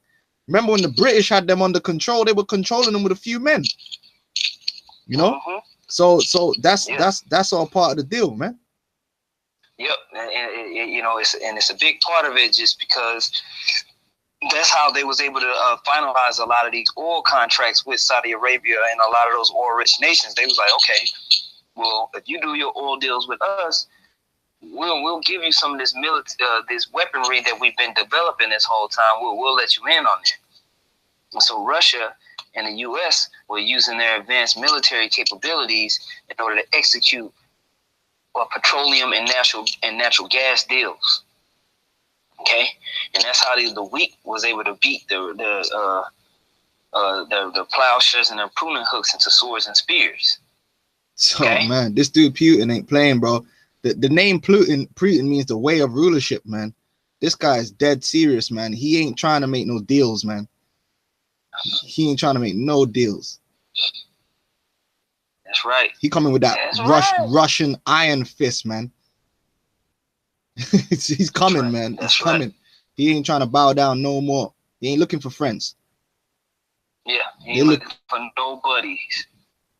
All right. Imperialism. Get straight. He's looking to set his nation what he feels like is his patriotic way to set it right. Okay. I got about 5% left on my phone. I just wanted to get another scripture.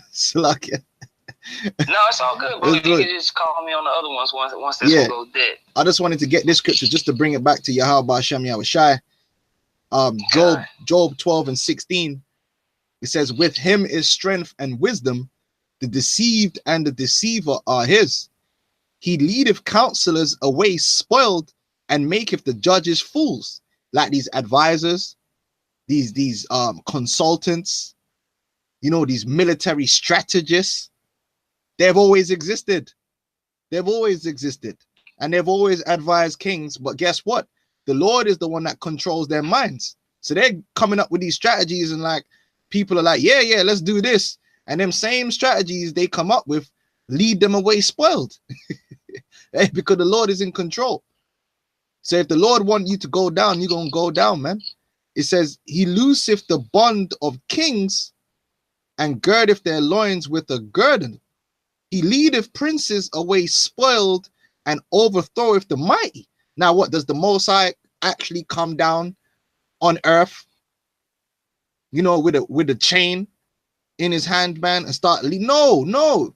All the geopolitical events that have happened throughout the whole course of history, the rise of empires, the fall of empires, the rise of city-states, the fall of Troy, no matter what you want to pinpoint in history, at the end of the day, whether it was a rise or a fall, or all the intricate details you can put into why it happened and how it happened, the Lord had his hand in it. Everything we're bringing out is all the Lord's work. He leadeth princes away spoiled and overthroweth the mighty. Just like America is the mighty right now. As a single nation, they are the strongest nation on the planet Earth, without a doubt. As a single nation, they got shit. You know what I'm saying? They got that big gun, right? But the Lord is still going to have them be overthrown, right? He removeth away the speech of the trusty and taketh away the understanding of the aged. All these guys like Powell and them guys are all old school Vietnam guys. Colin Powell, them guys have been at war since forever. So them dudes are all seasoned men when it comes to war. Petraeus, he's the head of the CIA now. That dude's he's an aged man. Okay, but the Lord is going to take away all their understanding, man. He poureth contempt upon princes and weakeneth the strength of the mighty.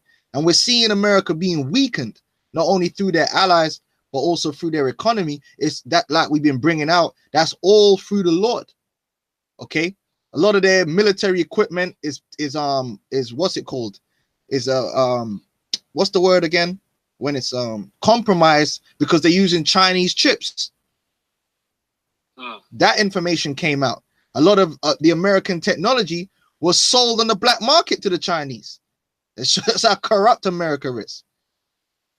Yep. Some of their technology doesn't even work. That's how corrupt America is. Like the Patriot missile system. That shit never worked. But that was a big racket. If you don't mind, can you go ahead and play the destabilization of Iran next, and then call my other phone because this one's about to okay, Khan. Okay, we can leave that precept there, but that's a bad. That whole scripture's bad. No. Bring out whatever you want to bring out. Okay. I just want to let you know just before my phone goes there. Where Okay. my mind is at. Khan. It says he poureth contempt on princes and weakeneth the strength of the mighty. Hell, even my phone's about to die. Oh no, I'm cool. He discovereth the deep things out of darkness and bringeth out to light the shadow of death. He increaseth the nations and destroyeth them. He enlargeth the nations and straighteneth them again. He taketh away the heart of the chief of the people of the earth and causeth them to wander in the wilderness where there is no way. They grope in the dark without light, and he maketh them to stagger like a drunken man. And ultimately, that's the position that America is going to find itself in. It's going to find itself in a position like, fuck. You know what I'm saying? Like, how did this happen? You know? We had it all. I used to have it all. But now. But yeah, let me get that. That's a bad scripture, man. So the Lord is doing all this, man. Algo, baby. You wanted the propaganda video? Yeah, but just because, just like you're saying, the Most High setting it up, and it don't matter you know, as the U.S. and the West are trying to control the discussion, so to speak. They're trying to control the narrative of what's going on, but the Most High has got it set in these nations' minds on how He wants it to go. So their propaganda that they pushing on all these other nations it's not working, you know. But they're trying to do it to justify their enterprise or their craft, Mm-hmm. you know. So we're seeing that play out too, you know. Con. It's very interesting. I'll play the video and then do you want me to phone you? Con. Yeah, con. All right, give me a second. Oh man. Where we at? Where they at? Oh man. Oh shit, where's the number?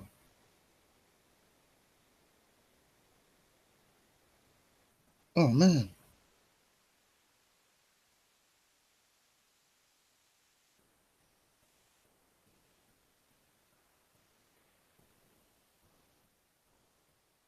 Salaki, I can play the video now to get this number.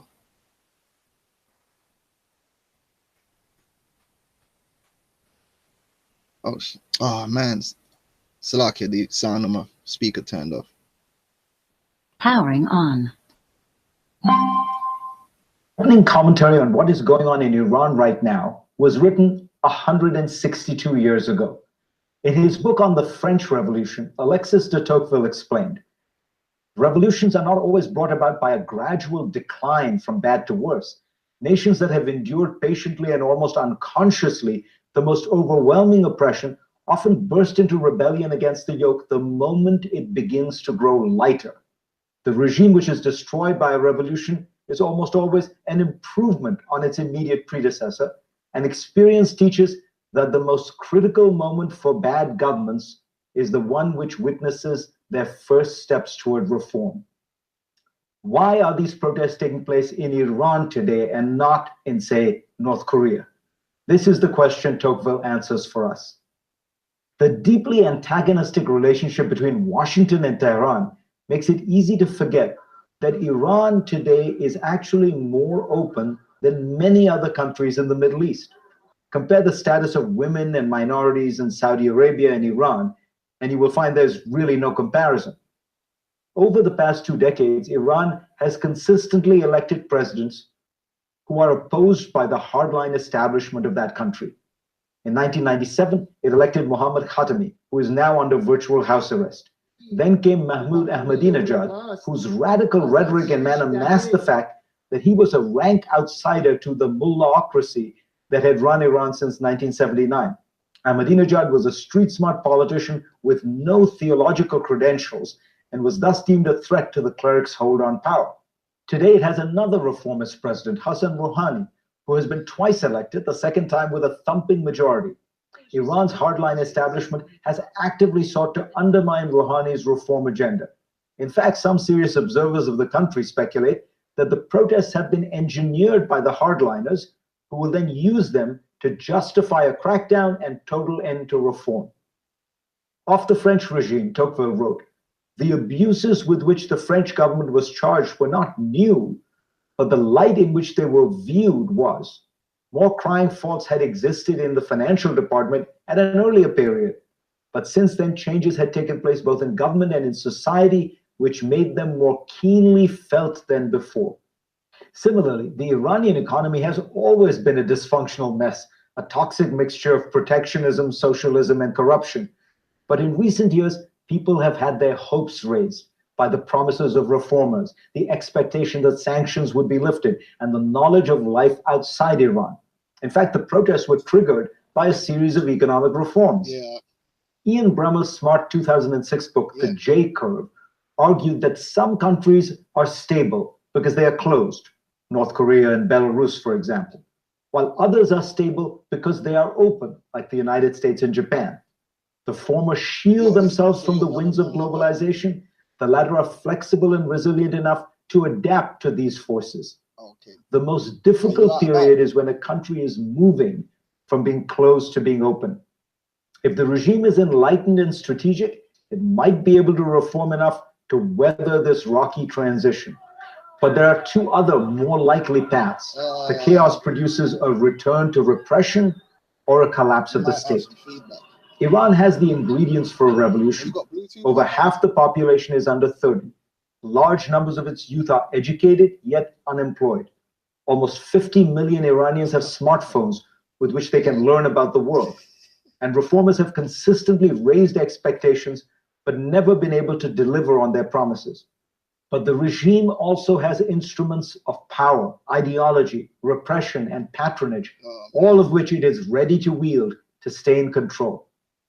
What appears most likely for Iran is a period of instability in an already volatile Middle East.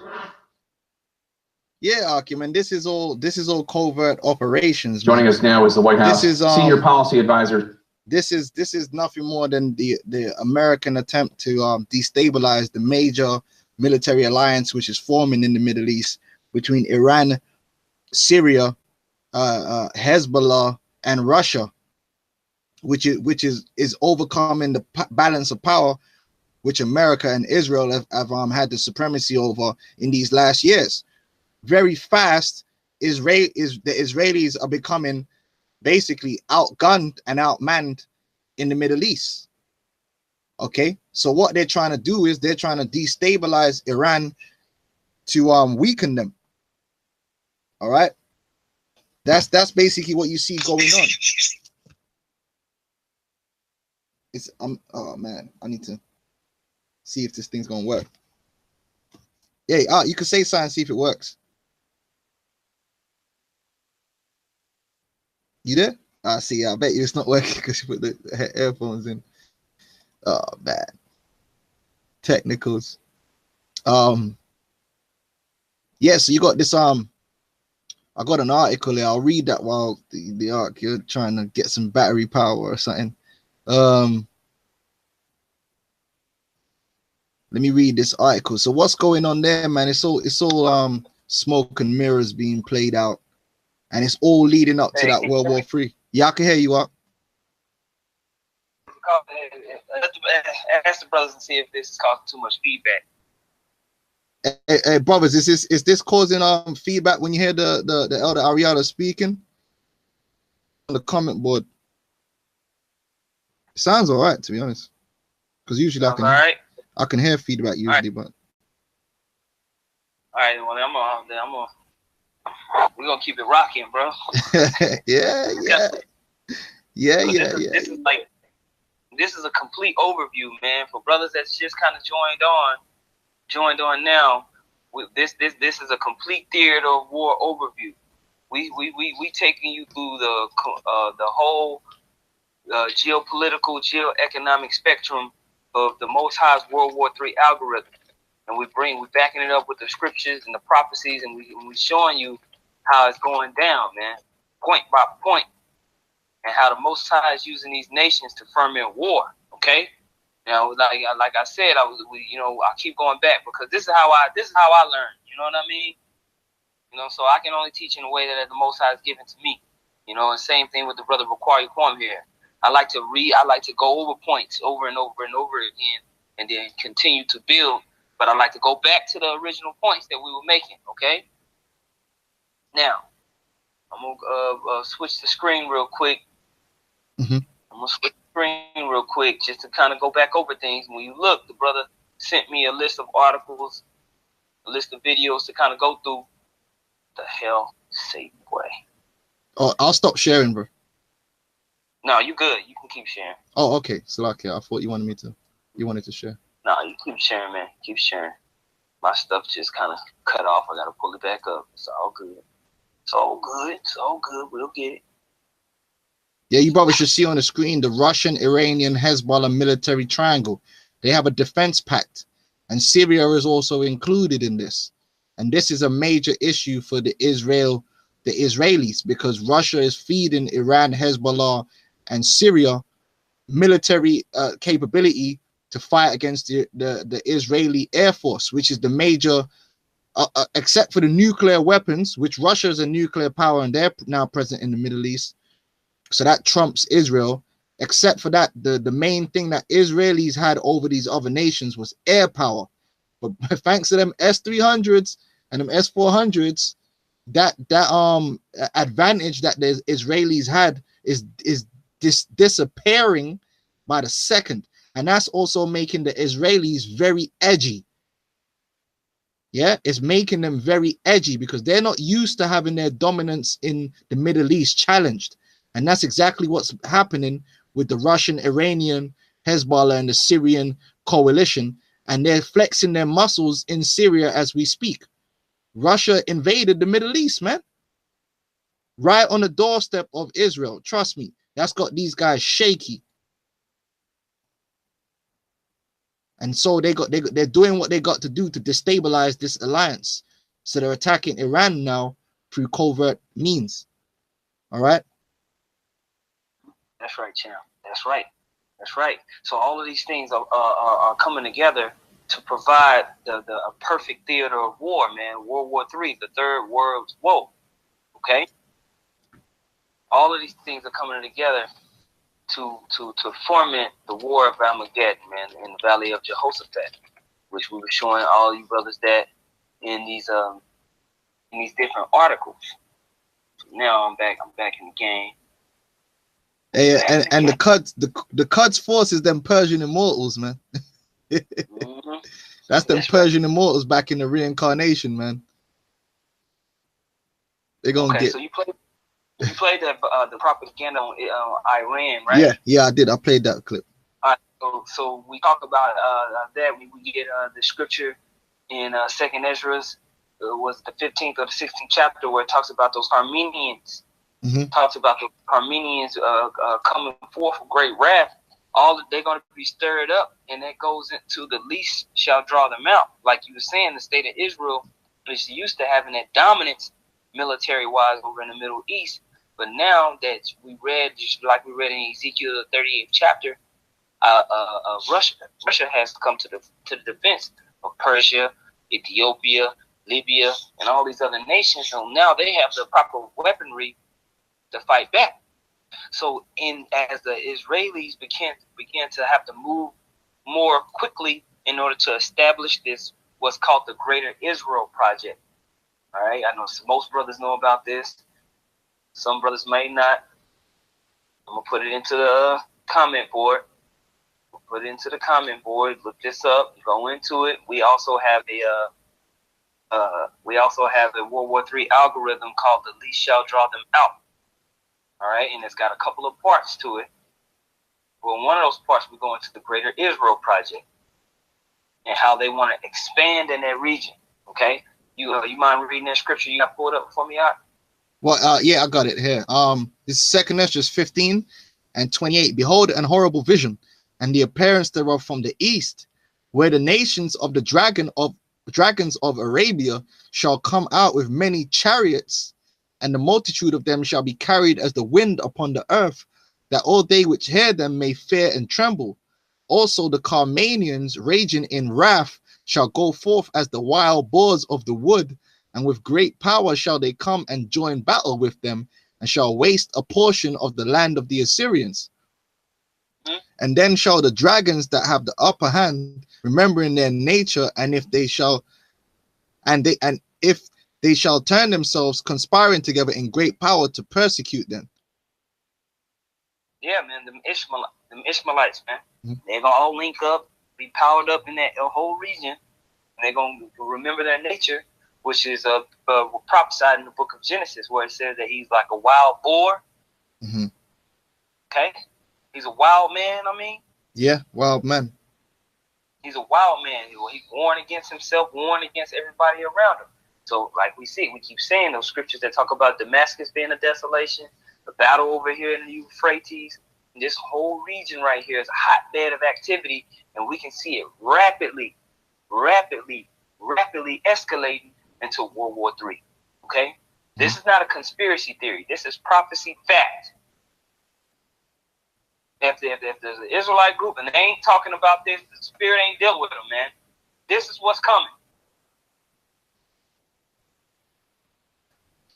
All right?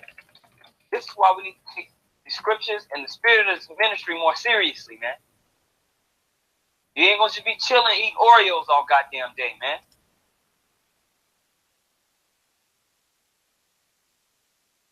All right, all of these things are popping off, and it's serious business. The leader, man, you gotta have a king mentality. This is what Kings is talking about. They ain't talking about what's on goddamn BET. Mm-hmm. Kings of the earth are talking about serious stuff. What's that? Where that shit come from? What we doing over there? Is our men trained up? This is with the prophets were the counselors to kings and nobles. They weren't sitting around playing PlayStation all goddamn day. Okay? So this is what we into, man. Royal mentality. Not no low level. Oh man, I can't understand it.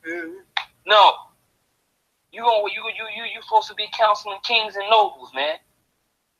Most I expect you to be on a high level. All right.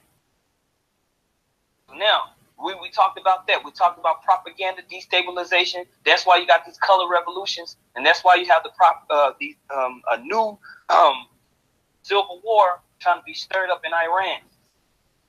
All right, and that's why the state of Israel, the least shall draw them out, is trying to escalate it more expediently.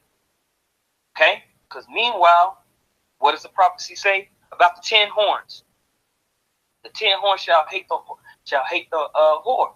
So we pulled this up. We got the one belt, one road, traffic, the movement of currency, the movement of commodities, money, people.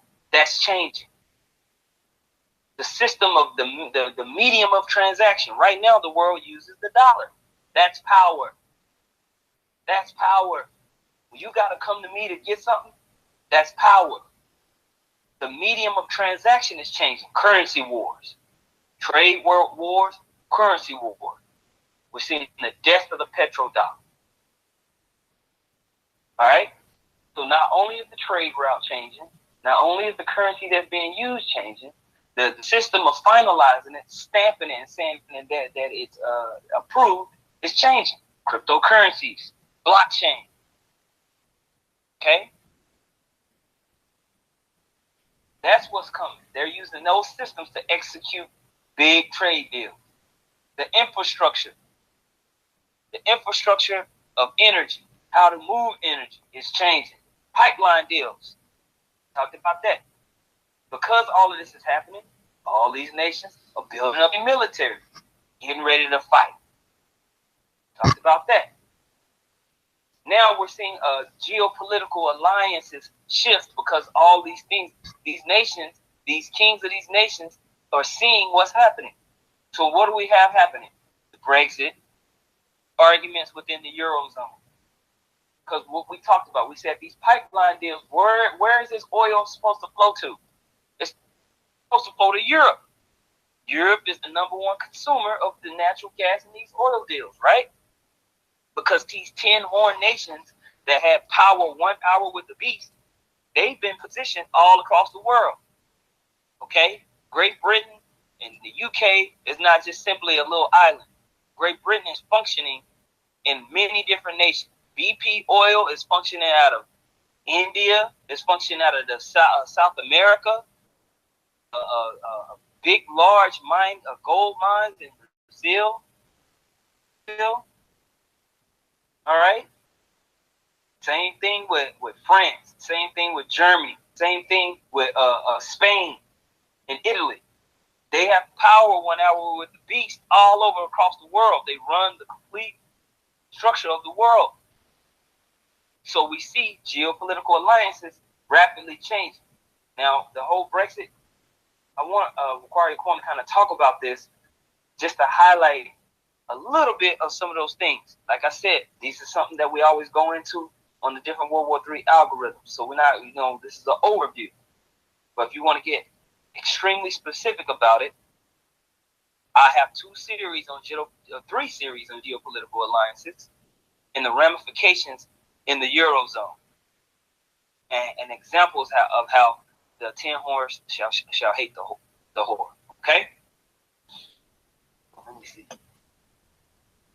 Which was the article that you liked best? Was it the one of the Independent, or was it the Gatestone Institute? The Independent is a good breakdown of what's going on with the Brexit, because basically we are at the point where, you know, we know that like half the UK population wanted to leave Europe. There's a large amount of Europe that doesn't want to be in the euro, but we know the powers that be, they want a euro. They want a European one nation. So what they've done is they allowed the Brexit to pass, but now it's like they're setting up a Brexit without a Brexit. It's like they're talking about hard Brexit and soft Brexits now. And you know, they're talking about, well, they're going to be a Brexit, but all the EU laws are still going to apply in England and all this crap. It's a bunch of different confusion, and we'll see what it comes out to at the end of it. More than likely, it's just going to be some watered down version of what people actually voted for. But yeah, I mean, you brothers can look at it. You got the hard Brexit. It says, favored by ardent Brexiteers, a hard Brexit arrangement would likely see the UK give up full access to the single market and full access of the customs union along with the EU. The arrangement would prioritize giving Britain full control over its borders, making new trade deals and applying laws within its own territory. Initially, this would mean the UK would likely fall back on the World Trade Organization rules for trade with its former EU partners. And then, you know, so they speak about that. But then you got the soft Brexit. This approach would leave the UK's relationship with the EU as close as possible to the existing arrangements and is preferred by the many remainers. The UK would no longer be a member of the EU and would not have a seat on the European Council. It would lose its MEPs and its European Commissioner, but it would keep unfettered access to the European single market. Goods and services would be traded with the remaining EU states on a tariff-free basis, and financial firms would keep their passporting rights to sell services and operate branches in the EU. Britain would remain within the EU customs union, meaning the experts would not be subject to border checks, blah, blah, blah. I mean, it's just, they're trying to water it down to what it was meant to be. So we'll see where they go with that. But I can tell you for one that this guy Trump, the average person, doesn't like him. The average person in the UK don't like Trump. Period. And I personally heard people at work speaking about the event that happened where Trump was pushing his way through the European politicians. A lot of people saw that and they didn't like that, you know. And that's why the scriptures speak about him whose look was more stout than his fellows. But this whole Brexit thing is all part of the destabilization of Europe. It is causing a lot of confusion over here in the UK, and a lot of you know, a lot of beef, I should say, in these different parties, even between people in the same party, man. It's crazy. But I'm leaning more towards, if they do it, it's going to be a soft exit, and they're going to water the whole shit down to something that, you know, vaguely represents a Brexit. But we'll see how it goes. But it's all heading towards destabilization anyway. It's playing its part. God, you know. So all of these things, man, matter. All these things play their part in the grand chessboard, in the whole theater. All right, we've seen bigger pieces. More recently, we're seeing bigger pieces of the chessboard being moved. All right, leading into the year of prophecy, this year, 2018. We're looking to a possibly very explosive year, literally explosive year. Okay, you know, I'm looking at this list of things. I don't know. Do you want to touch on these things? Or do you think we kind of covered it? Briefly, I'll just mention the situation over there in the South China Sea. Basically, the Pacific theater is heating up, which that's a major theater in World War III.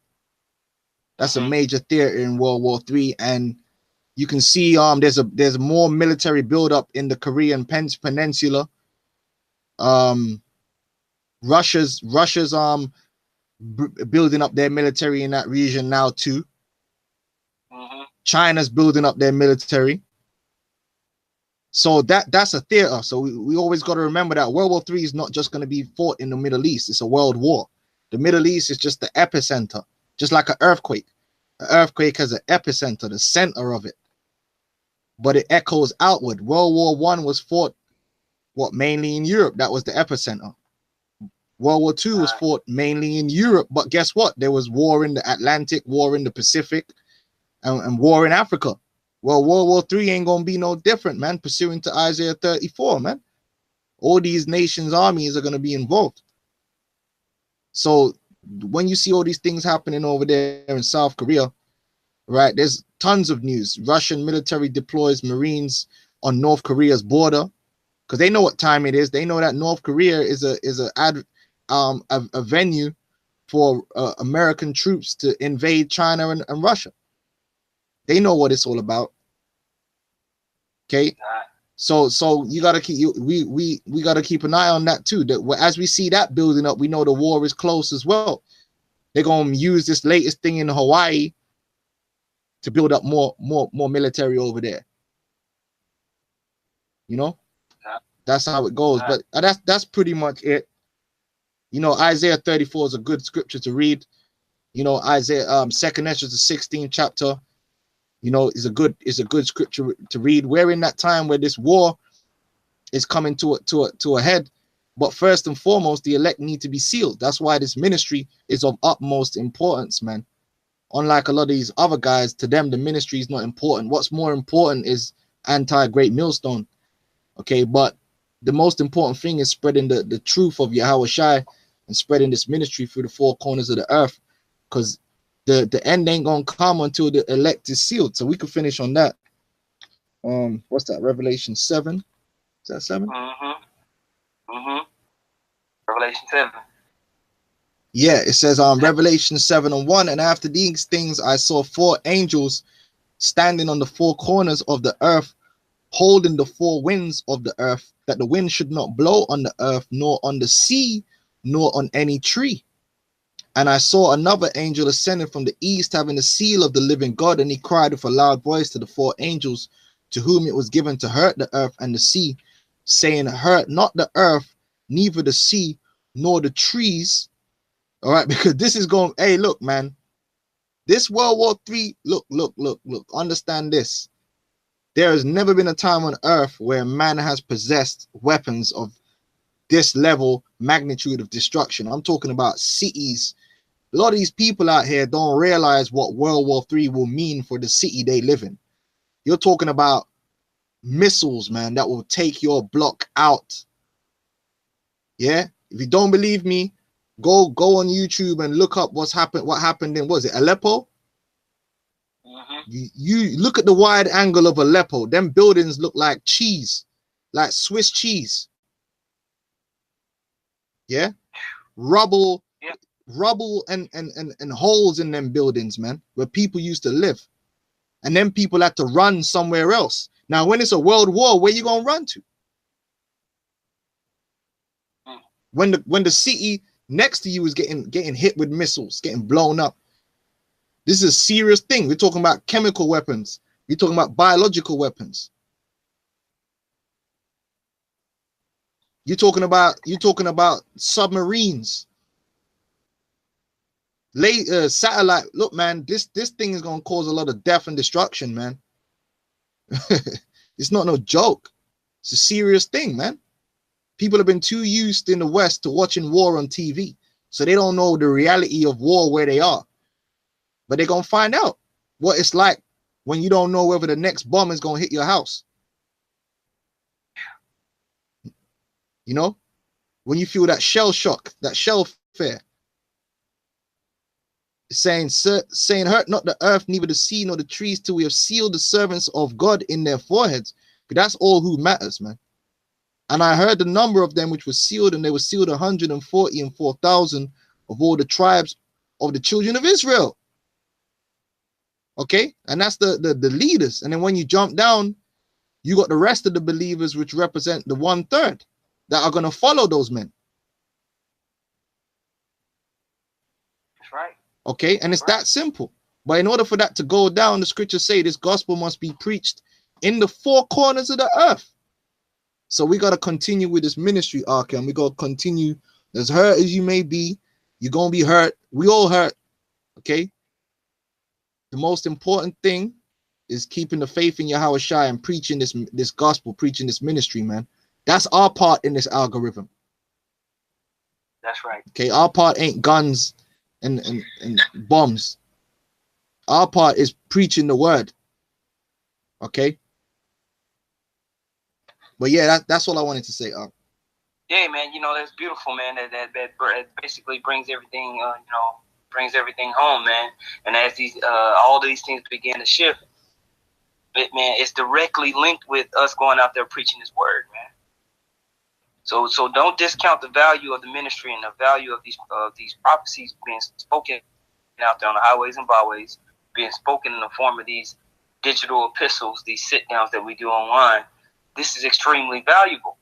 This is the vibration and the energy that the Most High wants pushed out there. This message, He wants it to go out there before it happens. So being every single brother, every single man that's waking up and being sealed by this wisdom, they're extremely valuable, man. And we're very rare. Lord willing, we all of that fold, man. We're rare, like finding gold out there. Okay? So this body that's being established, and he's telling you that the angels are being commissioned to go out there and seal the elect, man. So there's spirits out here protecting us or awakening the men. There's spirits out there using us to come and speak this message. Everything is tied together, so to speak, okay? So, you know, I don't have anything else. Did you have anything else? No, kind of. We're good. Hey, man, you know, Lord willing, this was edifying. Lord willing, yeah, you know, I came that out here on the board. Beautiful scriptures that y'all put up, man, points. You know, if you read through these the comment board, the brothers was putting all types of amazing points. The brother out of Vegas, he made the point about how Germany is to add Chinese yuan to the currency reserve, which is, you know, which is a big move, man. All right, that's a shift in alliance. Okay, it's not a small move; it's a big move. So all these things are coming together for the purposes of the will of Yahweh Bashem Yahushua. So with that, man, we want to give all praise and glory to Yahweh Bashem Yahushua. Bashem Rakwakudash. We want to send double honors to the apostles and elders who taught us, man, who grew up through the Spirit, man. We want to send peace, love, and salutation to all you Akim out there pushing this word in sincerity and truth. Amen. Keep on fighting, man. Shalom. Shalom, Akim.